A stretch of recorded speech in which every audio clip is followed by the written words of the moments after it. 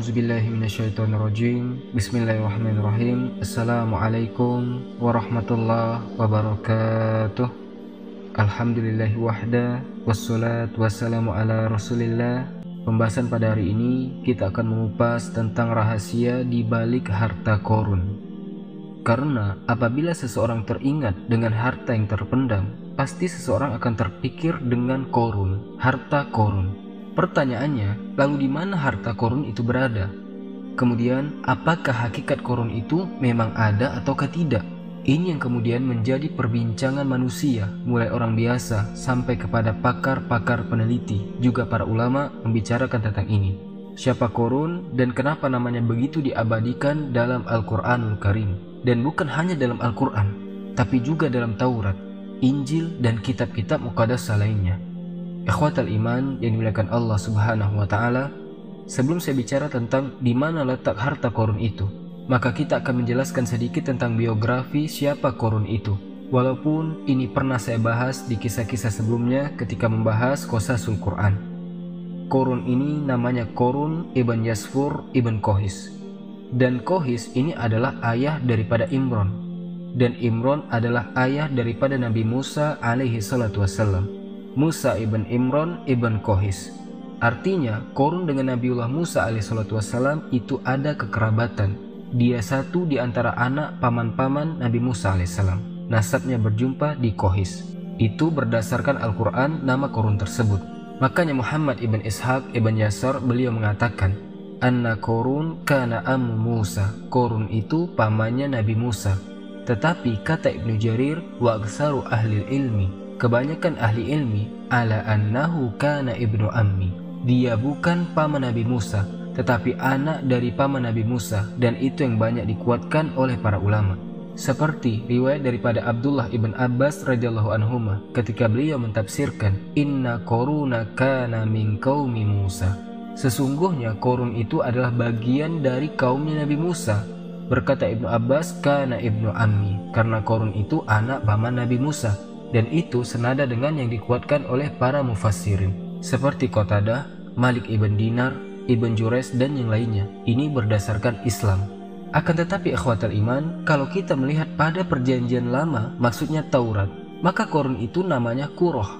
Kuroh ibn Yashar ibn Kohar ibnu Lawi min abna'i ammi Musa wa Harun.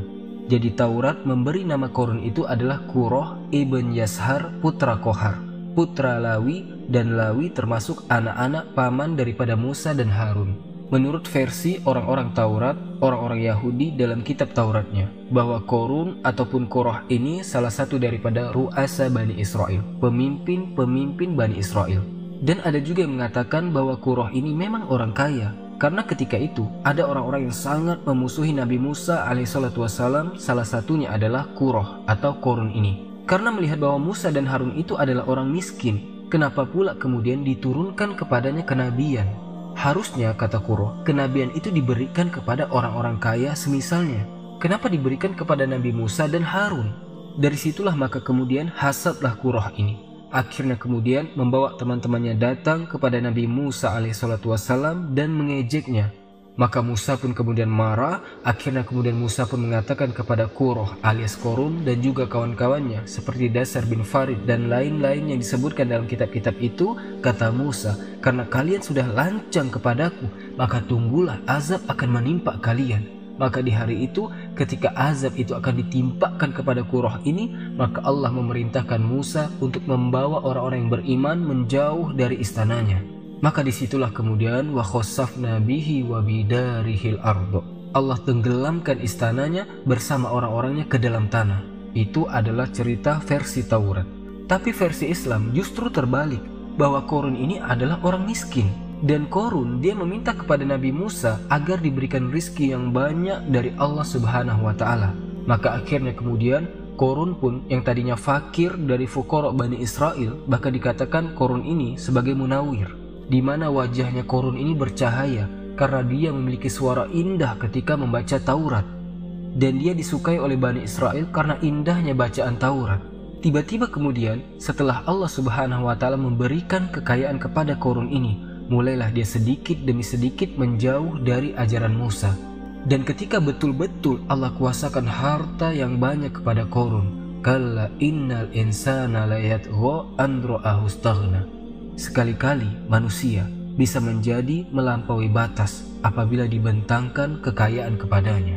Ikhwatal iman yang dimuliakan Allah Subhanahu wa taala, sebelum saya kupas tentang rahasia di balik harta Qarun, saya ingin membacakan beberapa ayat dalam Al-Qur'anul Karim yang berkaitan dengan kisah Qarun ini. Allah Subhanahu wa taala berfirman, "Inna Qarun kana min qaumi Musa fabagha 'alaihim."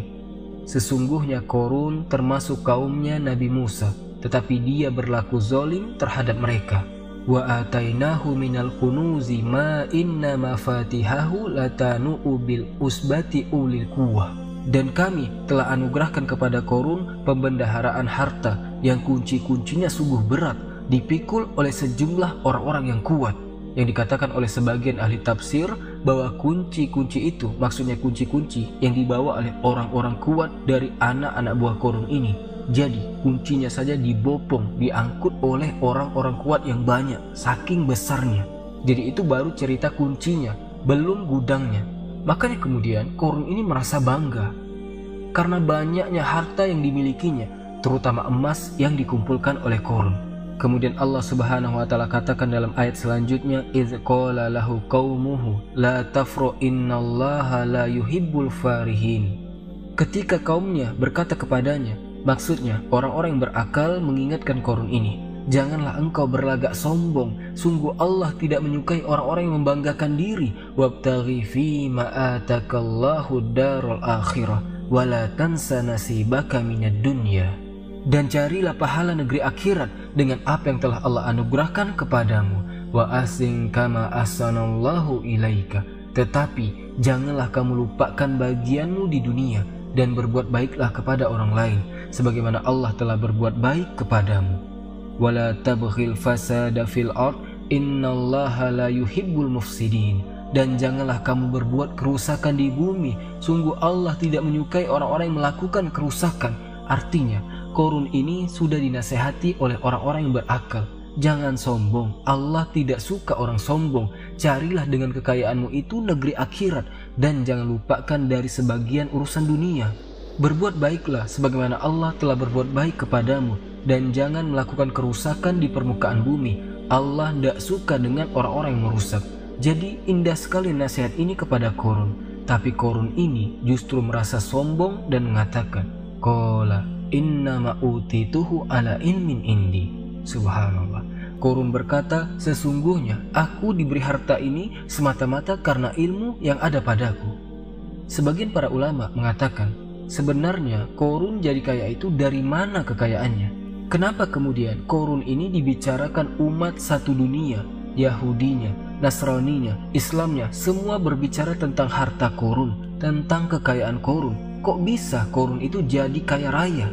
Jadi ada yang mengatakan bahwa asal kekayaan Qarun itu karena Qarun itu menguasai Ismul Azam, nama-nama Allah Subhanahu wa taala yang sangat agung. Seperti dalam nama Asmaul Husna, dalam Islam itu kan ada Asmaul Azam. Ada yang mengatakan Al-Hayyu Al-Qayyum, ada yang mengatakan Allah. Pokoknya disembunyikan mana satu dari 99 nama ini.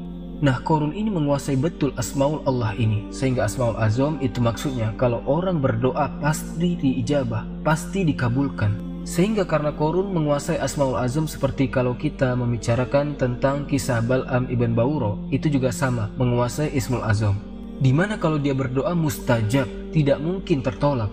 Lah dengan sebab Qarun menguasai Ismul Azam, itulah dia meminta kepada Allah untuk menjadi kaya raya dan Allah kabulkan. Namun setelah itu dia kufur nikmat kepada Allah Azza wa Jalla. Walaupun pendapat ini tentu dibantah oleh para ulama, karena Ismul Azam itu diperuntukkan bagi orang-orang yang beriman, bukan orang-orang kafir seperti Qarun. Kemudian yang kedua, Qarun ini dianugerahi oleh Allah Subhanahu wa taala tentang ilmu kimia. Dia bisa merubah dari sesuatu yang tidak berharga menjadi berharga. Bahkan bahasanya, pasir saja bisa dibentuk jadi emas.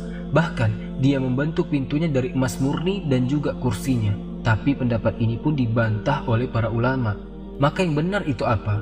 Yang benar Qarun kana tajir. Qarun itu jadi kaya karena berniaga, dan dia tujaru zahab, berniaga emas. sehingga kemudian lambat laun dari tadinya Qarun ini orang miskin, tetapi kemudian dengan kesibukan berdagang akhirnya kemudian dia berhasil menjadi orang kaya raya. Kemudian dia pun tagha, melampaui batas, wa takabbara, kemudian sombong kepada Allah Azza wa Jalla. Akhirnya apa? Allah murka kepada Qarun. Jadi itu hasil kekayaan Qarun itu dari berdagang. Ikhwatal iman yang dimuliakan Allah Subhanahu wa taala, kemudian Qarun pun mengatakan, dengan bangganya dia mengatakan, innama utituhu ala ilmin indi. Ini karena ilmuku makanya aku kaya seperti ini. Kemudian Allah katakan, awalam ya'lam annallaha qad ahlaka min qablihi minal quruni man huwa asyaddu minhu quwwatan wa aksaru jam'a wala yus'alu an dzunubihimul mujrimun. Tidakkah dia Qarun itu mengetahui bahwa Allah telah membinasakan umat-umat sebelumnya yang mungkin jauh lebih kuat dibandingkan Qarun dan lebih banyak hartanya dibandingkan Qarun, dan orang-orang berdosa itu tidak perlu ditanya tentang dosa-dosa mereka. Lah Qarun ini kan sangat kaya, suka menggunakan pakaian-pakaian yang syuhrah, yang megah, ingin menunjukkan bahwa dia orang kaya. Sehingga dari penampilan Qarun, dari kekayaan Qarun, dari kebun, dari gudang-gudang harta, dari para pelayan, itu menjadikan pandangan manusia kepada Qarun ini, mereka ingin seperti Qarun. Jadi orang-orang fuqara wal masakin jika memandang Qarun ini berangan-angan, kapan saya seperti Qarun itu? Makanya Allah mengatakan, fa kharaja ala qaumihi fi zinatihi qala allazina yuriduna al-hayatad dunya ya laita lana misla ma utiya Qarun innahu lazu hazzin azim. Maka keluar dia Qarun kepada kaumnya dengan kemegahannya. Orang-orang yang menginginkan kehidupan dunia berkata, mudah-mudahan kita mempunyai harta kekayaan seperti yang diberikan kepada Qarun. Lihat, sungguh dia benar-benar mempunyai keberuntungan yang besar. Terkadang orang menyangka bahwa kemuliaan itu ada pada harta. Mereka salah. Terkadang kemuliaan itu ada pada pangkat, jabatan, ataupun kedudukan. Terkadang kemuliaan itu ada pada anak-anak yang sukses ataupun kesehatan. Salah. Memang itu semua bisa menyumbang kebahagiaan, tapi bukan segalanya. Lihat Qarun, Allah katakan, wa khassafna bihi wa bidarihil ardu. Kami tenggelamkan Qarun dan harta-hartanya. Lihat Namrud, dibunuh oleh satu ekor nyamuk. Lihat Fir'aun, ditenggelamkan di Laut Merah. Lihat Al-Walid ibn Mughirah, Allah ancam dengan masuknya dia ke neraka sakar. Jadi ikhwatal iman, kebahagiaan bukan dengan harta. Wa qala allazina utul ilma wa ilakum sawabullahi khairul liman amana wa amila sholiha wa la yulaqqaha illa sabirun. Tetapi orang-orang yang berilmu, orang-orang yang beriman, ketika melihat orang-orang jahil, orang-orang bodoh itu tertarik dengan Qarun, mereka mengatakan, celakalah kalian. Ketahuilah pahala Allah jauh lebih baik bagi orang-orang yang beriman dan mengerjakan kebaikan, dan pahala yang besar itu hanya diperoleh oleh orang-orang yang sabar. Akhirnya Qarun semakin congkak, mulailah dia takabur dengan hartanya. Ketika datang Nabi Musa alaihissalam meminta zakat, kita lihat Qarun ini bakhil, dia tidak pernah mensyukuri hartanya. Bahkan yang ada kemudian dia membuat fitnah kepada Nabi Musa. Difitnahnya Nabi Musa alaihissalam bahwa dia telah menghamili seorang wanita pelacur. Tiba-tiba ketika dihadirkan wanita itu dan memandang wajah Nabi Musa, dia pun mengaku bahwa dia disuruh Qarun dengan imbalan harta yang banyak. Maka dari sini Allah Subhanahu wa taala murka kepada Qarun. Allah katakan, wa khassafna bihi wa bidarihil ardu, maka kami benamkan Qarun bersama rumahnya ke dalam bumi. Fama kana lahu min fi'ati yansurunahu min dunillahi wa ma kana minal muntasirin. Maka tidak ada baginya satu kelompok yang akan menolongnya selain Allah, dan dia tidak termasuk orang-orang yang dapat mendapatkan pembelaan diri. Maka orang-orang miskin yang pada mula-mulanya kalau melihat Qarun itu pengen seperti Qarun, tiba-tiba mereka mengatakan, wa ka'annallaha yabsutu rizqa liman yasha'u min ibadihi wa yakdir laula ammanallahu alaina la khasafa bina wa ka'annahu la yuflihul kafirun. Duhai benarlah kiranya Allah melapangkan rizki bagi siapa yang dia kehendaki di antara hamba-hambanya dan membatasi bagi siapa yang dikehendaki di antara hamba-hambanya. Sekiranya Allah tidak melimpahkan karunia kepada kita, tentu dia telah membenamkan kita pula. Duhai benarlah kiranya tidak akan beruntung orang-orang yang mengingkari nikmat Allah itu, baru sadar mereka. Jadi ketika melihat ada pelajaran besar dari Qarun, baru sadar mereka bahwa bukan itu kemuliaan. Makanya Allah akhiri ayatnya, tilkad darul akhiratu naj'aluha lillazina la yuriduna uluwan fil ardi wala fasadan wal akibatu lil muttaqin. Negeri akhirat itu kami jadikan bagi orang-orang yang tidak menyombongkan diri dan tidak berbuat kerusakan di bumi, dan kesudahan yang baik bagi orang-orang yang bertakwa. Intinya bahwa Qarun pun diazab Allah, kemudian dirobohkan semua istananya, semua gudang-gudang emasnya, semua pemendaraan hartanya, termasuk juga dirinya Allah tenggelamkan. Pertanyaannya ikhwatal iman, di mana harta Qarun itu? Di mana peristiwa itu terjadi? Sebelum saya jelaskan, kita akan jelaskan dulu sebenarnya peristiwa Qarun, perselisihan Qarun dengan Nabi Musa itu di Mesir ataukah setelah Nabi Musa membawa Israel sampai ke negeri Tih. Kalau versi Taurat bahwa kejadian perselisihan Qarun dengan Nabi Musa alaihissalam itu terjadi di Mesir. Karena ada yang mengatakan Qarun itu adalah salah satu dari orang-orang atau wazirnya Fir'aun dan Haman. Dan istilah Taurat namanya Qurrah bin Yashar, itu orang dekatnya Fir'aun dan Haman. Dan dia adalah orang kaya. Adapun versi Islam bahwa kejadian Qarun dengan Nabi Musa itu setelah hijrahnya kaum muslimin dari Mesir menuju Palestina. Maka disitulah terjadi di Ardutih. Qarun membangkang perintah Nabi Musa alaihissalam, nasibnya sama dengan Bal'am ibn Bawro. Kenapa? Karena salah satu lakob Qarun itu Munawir, Hasanus Saud. Suaranya indah ketika membaca Taurat. Dan manusia suka dengan Qarun itu karena bercahaya wajahnya, menunjukkan bahwa orang yang baca Al-Quran itu terang wajahnya. Nah, kita tahu bahwa Taurat bukan turun di Mesir. Taurat itu turun ketika Nabi Musa berada di bumi Tih. Maka dari sini menunjukkan bahwa peristiwa ini terjadi setelah hijrahnya Musa membawa Bani Israel dan menyelamatkan dari kejaran Fir'aun sehingga sampailah di negeri Tih. Negeri linglung bahasa kitanya, karena ketika diajak jihad mereka tidak mau. Disitulah peristiwa itu berlaku. Ikhwatal iman yang dimuliakan Allah Azza wa Jal, setelah kita tahu bahwa peristiwanya di Ardutih, di bumi linglung ini, lalu terjadi silang pendapat di mana harta Qarun yang ditenggelamkan Allah itu. Ada yang mengatakan bahwa peristiwa itu terjadi di Mesir, terjadi di Kairo, di Mesir sana, di tempat yang disebut Al-Fayyum. Al-Fayyum ini kalau dibuat jarak dari Kairo ke Mesir sekitar 150 km di barat daya Kairo dan Mesir. Karena di situ konon ada runtuhan bangunan yang dipercaya sebagai tempat tinggal Qarun di masa itu. Dan tempat itu berdekatan dengan danau Qarun atau kurang lebih berjarak sekitar 2 km. Menurut beberapa sumber, bangunan yang masih berdiri kokoh adalah benteng yang dibangun oleh Qarun. Jadi, ada yang berpendapat bahwa Qarun itu hartanya dipendam di Fayyum, di Mesir sana. Bahkan Fayyum ini menjadi pusat penelitian dunia. Apakah betul di situ pernah terjadi gempa sehingga menghancurkan istana Qarun dan Qarun-Qarunnya sekaligus? Ataukah ada tempat lain selain Fayyum ini? Ada juga yang mengatakan bahwa peristiwa ini bukan terjadi di Fayyum, tetapi terjadi di Nainawa, Irak. Disitulah kekayaan Qarun yang kemudian Allah Subhanahu wa Ta'ala tenggelamkan ke bumi. Ada juga yang mengatakan bahwa harta Qarun itu ya di bawah sungai Efrat itu. Karena Nabi SAW yang mengatakan bahwa di situ ada pembendaharaan emas. Tapi ikhwatal iman, Quran ataupun sunnah Nabi SAW tidak menjelaskan secara detail letaknya di mana, kemudian waktunya kapan. Karena kelahiran Qarun dan wafatnya Qarun saja tidak dijelaskan. Yang disepakati bahwa Qarun itu hidup di zaman Nabi Musa dan meninggal di zaman Nabi Musa. Tapi kapan lahirnya, kapan wafatnya tidak dijelaskan, termasuk tempat ditenggelamkan Qarun dan juga seluruh istana dan kekayaannya tidak dijelaskan. Sehingga kita hanya berpatokan kepada Al-Quran dan Sunnah Nabi SAW karena tidak ada keterangan yang jelas dari Quran Sunnah tentang letaknya di mana.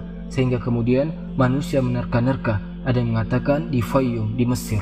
Ada yang mengatakan di Nainawa, Irak. Ada yang mengatakan di Efrat dan begitu seterusnya.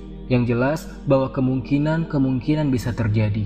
Yang jelas bahwa Qarun pernah ditenggelamkan bersama hartanya.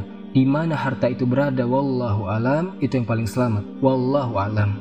Ikhwatal iman yang dimuliakan Allah Subhanahu wa Ta'ala, maka kita tidak bisa memastikan keberadaan harta Qarun yang terpendam di dasar bumi itu. Tapi yang jelas bahwa Al-Quran ketika menceritakan sebuah kisah yang paling inti itu bukan bicara tentang tahun kelahiran, tahun wafat, di mana kejadian, di tempat mana, bukan itu. Tetapi ketika Allah menceritakan sebuah kisah itu untuk diambil sebuah fawaid dan juga ibrah. Rasul mengatakan, maluka, ma akalta fa'afnaita, wa ma labista fa'ablaita, wa ma tasodakta fa'abkoita. Hartamu, kata Rasul, yang kau makan pasti hilang, yang kau pakai pasti usang, yang kau sedekahkan itulah yang kau bawa mati. Subhanakallahumma bihamdika asyhadu an la ilaha illa anta astaghfiruka wa atubu ilaik. Assalamualaikum warahmatullahi wabarakatuh.